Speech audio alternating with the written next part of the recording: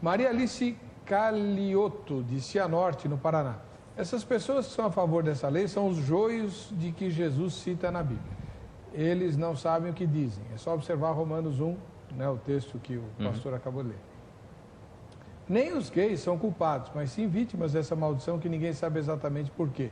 Ao invés de atirarmos pedra, devemos orar e clamar a misericórdia de Deus do fundo do coração e com sinceridade na alma, para que Ele tenha misericórdia deles. Que o Eterno lhes abençoe e lhes guarde e que tenhamos atitudes de verdadeiros cristãos e não de fariseus. Deus nos guarde. O meu computador aqui está com... Eu devo ter feito alguma bobagem aqui. É por isso que... já sei o que foi que eu fiz. Errei aqui. Bom, vai assim mesmo. A Alessandro Borges, de Carmo de Minas, em Minas Gerais. Paz e graça, pastor. Bom, penso que... Desculpa, Alexandre, mas o meu computador pulo, tá? Marcos Gomes, de Fervedouro, em Minas Gerais. Os crentes devem respeitar os gays como pessoas, mas pregar contra a homossexualidade. Lógico, né? Respeitar sempre. Aliás, doutora Janaína, um dos argumentos bastante fortes que circulam na internet a favor do projeto 122 e denunciando como inimigos da causa do projeto 122, o pastor Silas Malafaia e outros, né, que têm se posicionado, eles colocam as fotografias das vítimas que são espancadas na rua por esses grupos chamados de carecas, ou sei lá, skinheads e tal, né?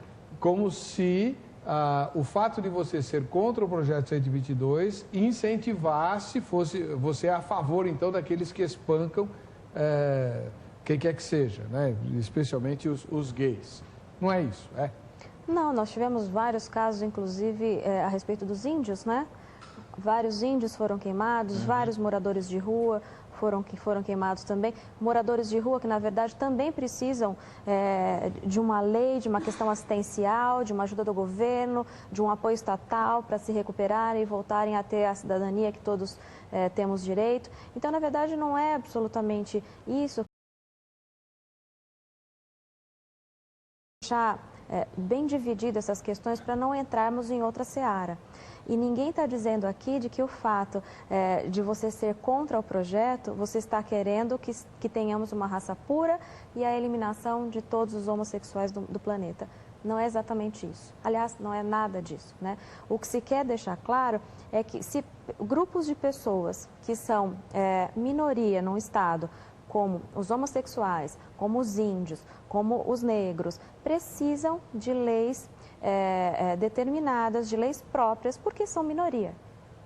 É somente nesse sentido em que a PL diz isso. Mas como é que a senhora vê a questão do projeto 122 que vai punir quem se manifestar contra a prática ou o comportamento homossexual? Eu vejo de forma natural, porque já pune hoje a questão racial. Então, mas como operadora do direito, a senhora apoia ou é contra esse projeto? Eu sou contra toda e qualquer manifestação agressiva a qualquer pessoa. Da minha forma, se alguém vier e chegar e me agredir, eu serei contra. Se agredir um morador de rua, da mesma maneira. Um índio, da mesma maneira. Uma pessoa da alta sociedade, da mesma maneira. Eu, como operadora de direito, eu não posso ser a favor ou contra somente de um segmento da sociedade. Talvez, Heber. Eu não estou entendendo. Não está entendendo. Eu queria que a senhora explicasse de forma clara. Se a senhora fosse deputada ou senadora, você votaria sim ou não ao PL 122? Eu votaria contra.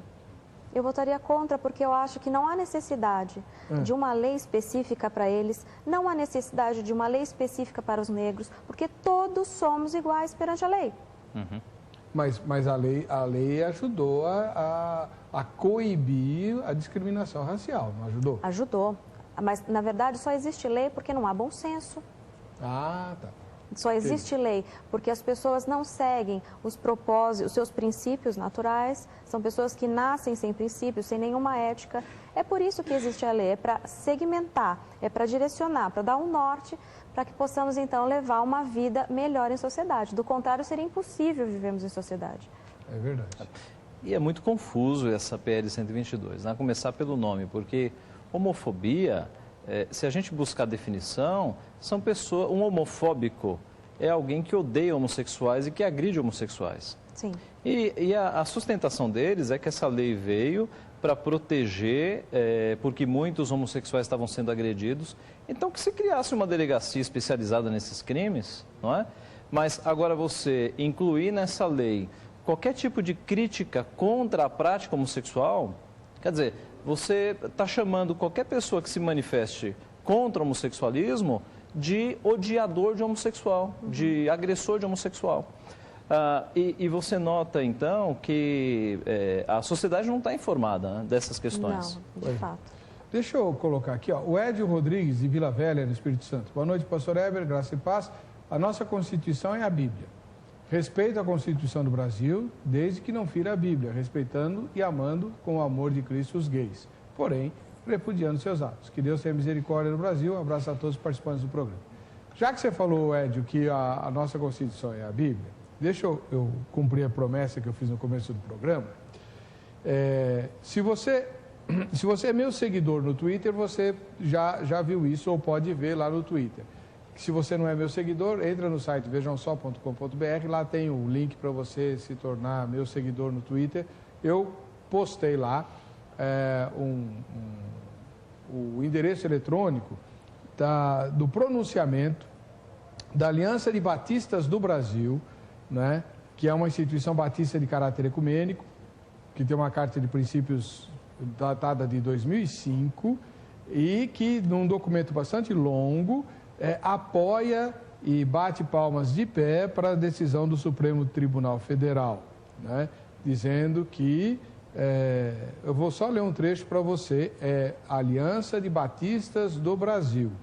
Eu fiquei pasmo. Sei que essa Aliança de Batistas do Brasil não representa os batistas, mas não vi nenhuma manifestação dos batistas para esclarecer o assunto. Então, eu acho perigoso, tá? Se você quiser o documento todo, entra no Twitter, como meu seguidor, né? Que você vai ter acesso.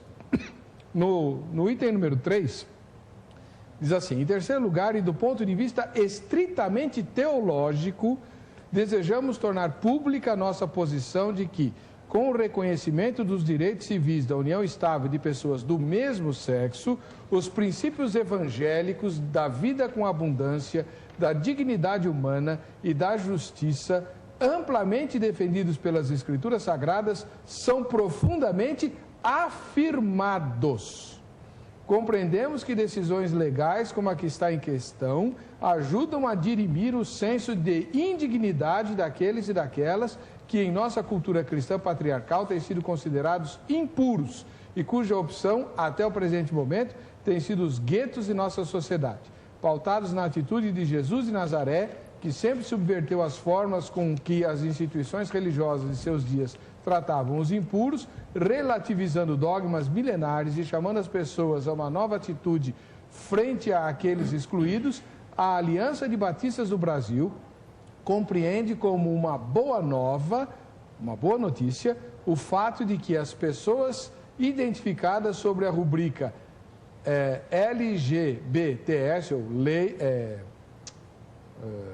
lésbicas, gays, bissexuais, transexuais e simpatizantes, estejam sendo incluídas no ideal de equidade social defendido pela Constituição Federal Brasileira, né? Também compreendemos teologicamente que eventos como a decisão unânime do STF ajudam a corroborar aquele que certamente é o maior princípio evangélico de todos, que é a defesa e a prioridade da vida, né? Eu repito, esse documento é um documento longo, vou ler de novo aqui a origem dele. Ele é assinado por Ódia Barros, presidente da Aliança de Batistas do Brasil, que é uma instituição batista de caráter ecumênico, cuja carta de princípios foi elaborada em 2005. Né? Isso aqui está na internet, quem quiser, ou pesquisa Aliança de Batistas do Brasil no Google, ou entra no Twitter, lá no meu Twitter tem o link para esse documento. Você vai direto no documento lá, não tem problema. E para achar meu Twitter, é só no site Vejam Só, é só clicar lá, né? Siga o Pastor Heber no Twitter que você terá acesso a tudo isso. Eu gostaria realmente e pretendo até fazer um debate aqui, né, sobre esse assunto, porque eu duvido, posso até estar enganado, né, reverendo? Mas eu duvido que a Igreja Batista, as convenções batistas e os organismos batistas estejam endossando esse aplauso não está mesmo. De pé, né, da decisão do STF nesses termos. Então, tá dado o recado, vamos para o intervalo, voltamos já já.